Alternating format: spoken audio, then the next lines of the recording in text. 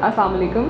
आज हम बात करेंगे एक ऐसी चीज़ के ऊपर जो इसका इस्तेमाल आजकल बहुत कॉमन हो गया है और अक्सर जो है न्यूट्रिशनिस्ट भी इसको रिकमेंड कर रहे होते हैं, वो है तुख्म मलंगा, जिसको हम इंग्लिश में बेसल सीड्स कहते हैं। अब जो सबसे ज़्यादा चीज़ मैं अपनी प्रैक्टिस में देखती हूँ वो ये है कि लोग ये बहुत कंफ्यूज कर देते हैं कि क्या बेसल सीड्स चिया सीड्स ही होते हैं या इन दोनों में फ़र्क क्या है। तो सबसे पहले बात ये कर लेते हैं कि चिया सीड्स और बेसल सीड्स जो हैं इन दोनों में फ़र्क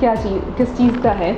बेसिकली जब हम उसके देखने में बात करते हैं तो अपेरेंटली वो तकरीबन एक जैसे लगते हैं और उसकी जो ओरिजिन है वो भी एक ही ओरिजिन से जो है वो बिलोंग करते हैं। लेकिन इन दोनों में फ़र्क क्या है कि चिया सीड्स के अंदर ओमेगा 3 फैट्स जो है वो ज़्यादा मिकदार में पाया जाता है, जबकि बेसल सीड्स के अंदर ओमेगा 3 फैट्स जो है कंपैरेटिवली कम पाया जाता है। चिया सीड्स में उसका डबल अमाउंट जो है वो मौजूद है। लेकिन जब हम फ़ाइबर की बात करते हैं तो बेसल सीड्स के अंदर फ़ाइबर की अमाउंट जो है वो कंपैरेटिवली ज़्यादा होती है चिया सीड्स की निस्बत। बाकी जो हम कैलोरीज़ का बात करें या और न्यूट्रिएंट्स की बात करें तो मोर और लेस जो है वो दोनों में सेम होते हैं। अपीयरेंस की अगर बात की जाए तो जो चिया सीड्स हैं वो एक तो छोटे साइज़ के होते हैं और जब हम इसको पानी में डालते हैं, इसको सोख करके रखते हैं कि वो फूल जाएँ, तो वो जल्दी सोख करने के बाद वो जल्दी से जो है वो स्वेल नहीं करते, जबकि बेसल सीड्स जो हैं वो जल्दी जो है वो फूल जाते हैं और अपने साइज़ में डबल ट्रिपल हो जाते हैं और फूलने के बाद भी जो है उनका साइज़ बड़ा हो जाता है, बजाय कि चिया सीड्स के कंपैरेटिवली उनका साइज़ ज़्यादा डबल होता है। दूसरी बात जो डिफरेंस है वो ये है कि चिया सीड्स को हम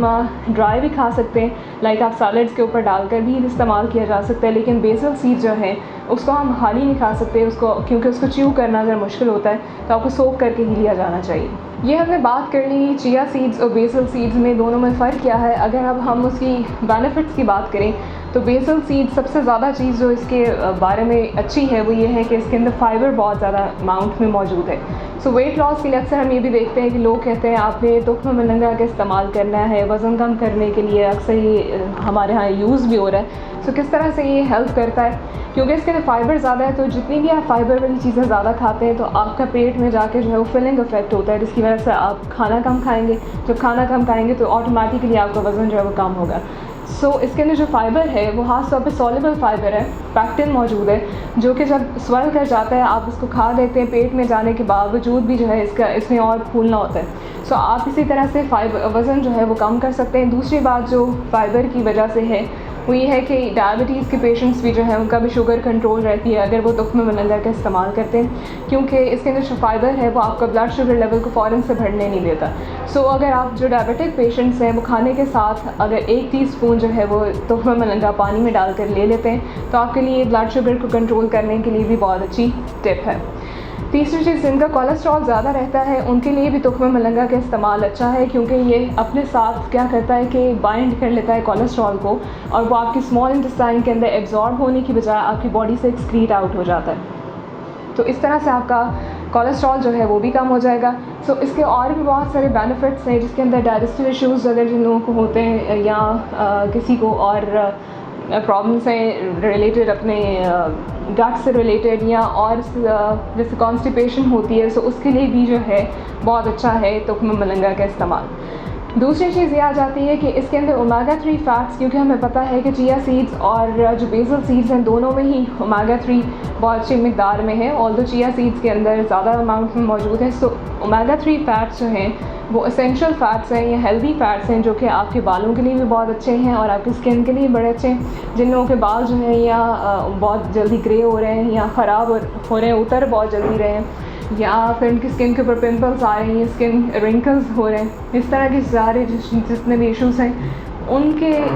जो ट्रीटमेंट है उसके अंदर बेसल सीड्स का इस्तेमाल बहुत अच्छा है। अगर आप जो हमारा होता है कोकोनट ऑयल, इसके अंदर क्रश करके आप थोड़े से बेसल सीड्स डाल दें और जब भी आपने लगाना है इसको बालों के अंदर मसाज करके गर्म करके वो आप यूज़ कर सकते हैं। इससे ये होगा कि आपके बाल भी अच्छे नरिश होंगे और उनको जो है वो अगर जिनके ग्रे हेयर हो रहे हैं उनके वापस जो है वो आना शुरू हो जाएंगे। और इसका फ़ायदा ये है कि इसके अंदर ये बहुत अच्छा कूलेंट है, मतलब आप अक्सर देखते हैं कि हमारे गर्मियों के अंदर बहुत सारे ड्रिंक्स के अंदर हम इसको तुख्म मलंगा को ऐड कर रहे होते हैं, जैसे हमारे पास फ़ालूदा होता है या दूध को ठंडा करके या हम कोई भी ड्रिंक बनाते हैं उसके अंदर डालते हैं, क्योंकि आपकी बॉडी की जो हीट है उसको ये कम करता है, आपकी बॉडी के टेम्परेचर को अच्छा करता है। सो आप रिफ़्रेश मतलब अच्छा फ़ील करते हैं जब भी आप इसका इस्तेमाल करते हैं। सो गर्मियों के लिहाज से ये बहुत अच्छी चीज़ जो है वो आपको यूज़ किया जाना चाहिए। देन जब हमने इसके कुछ फ़ायदों की बात तो कर ली, लेकिन उसके हमने इसको इस्तेमाल करते हुए क्या एहतियात करनी है। सबसे फ़र्स्ट चीज़ ये है कि क्योंकि इसके अंदर विटामिन के जो है वो मौजूद होता है, सो विटामिन के जो है उसका ब्लड को क्लॉट करने के अंदर बहुत इंपॉर्टेंट रोल है। सो तमाम लोग जो कि वारफेरिन या किस तरह की कोई भी और मेडिकेशन ले रहे हैं जिसके अंदर आपका ब्लड थिनिंग एजेंट के तौर पे कोई मेडिसिन इस्तेमाल करें या एंटी कोएगुलेंट ले लें, तो उनको जो है इसको एहतियात से लेना चाहिए क्योंकि बिकॉज ऑफ विटामिन के कंटेंट जो है इसके अंदर मौजूद है। दूसरी चीज़ ये आ जाती है कि बच्चों को जो है वो थोड़ा सा एहतियात के साथ इस्तेमाल करना चाहिए, क्योंकि अगर हमने इसको प्रॉपर्ली सोख नहीं किया तो ये जो है बच्चों के लिए चोकिंग का बायस बन सकते हैं। इसी तरह से बहुत बड़े उम्र के जो हजरात हैं उनके लिए भी जो है वो खाने पीने के जिनको इश्यूज़ हैं उसके लिए भी जो है उनको हमें या तो प्रॉपर्ली आप स्वेल करके इस्तेमाल करें या एहतियात के साथ लिया जाना चाहिए। नंबर थर्ड चीज़ ये आ जाती है कि हमें कुछ रिसर्चेस ये बताती हैं कि ड्यूरिंग प्रेगनेंसी जो है आपके हार्मोन्स को डिस्टर्ब करता है, क्योंकि ईस्ट्रोजन जो कि हार्मोन है उसके लेवल को कम कर देता है। सो प्रेग्नेंट ख़वातीन को भी जो है वो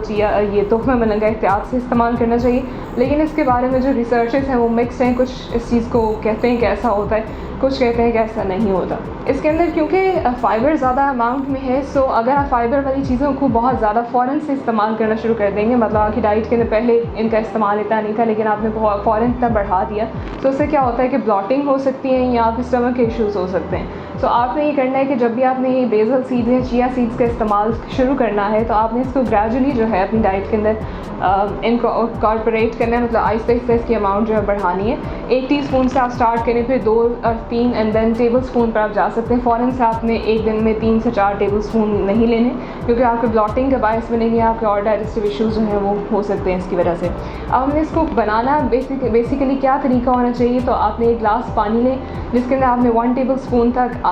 डाल दें, सोक कर दें। 15 मिनट्स के लिए आप उसको पड़ा रहने दें तो वो फूल जाएंगे जितना उसे स्वेल करना है, और अगर आप पानी गर्म इस्तेमाल करेंगे तो वो जल्दी अच्छा जो है वो स्वेल कर जाता है। इसके बाद आपने जो है वो पानी, अगर आपने 1 गिलास नहीं भी लेना है, इससे ज़्यादा भी ले सकते हैं, क्योंकि जो सीड्स हैं उन्होंने उतना ही एब्जॉर्ब करना है जितनी उनकी रिक्वायरमेंट है। सो उसको जो है वो फिर आपने उसमें से निकाल के किसी भी अपनी मिल्क शेक में ऐड कर लें, या आप अपनी पुडिंग्स के अंदर ऐड कर सकते हैं, योगर्ट में डालकर किसी भी तरह से जो है वो आप उसको खा सकते हैं। तो जिन लोगों को भी जिन्होंने अपनी शुगर को कंट्रोल रखना है या अपने कोलेस्ट्रॉल को कम करना है, वज़न कम करना है, बाल अच्छे करने हैं, इस तरह के जितने भी इश्यूज़ हैं, उन लोगों ने अगर अभी तक चिया सीड्स या बेसल सीड्स का इस्तेमाल नहीं किया तो अब आपको जो है अपनी डाइट के अंदर इसको हिस्सा बनाना चाहिए। सो यही इसके बारे में हमें बताना था। नेक्स्ट वीडियो में आपसे मुलाकात होगी। हमारी इस वीडियो को जो है अपना फ़ीडबैक ज़रूर दें, और अगर आपकी कोई क्वेरी है तो कमेंट सेक्शन में हमें बताइएगा। Thank you. खुदा हाफ़िज़।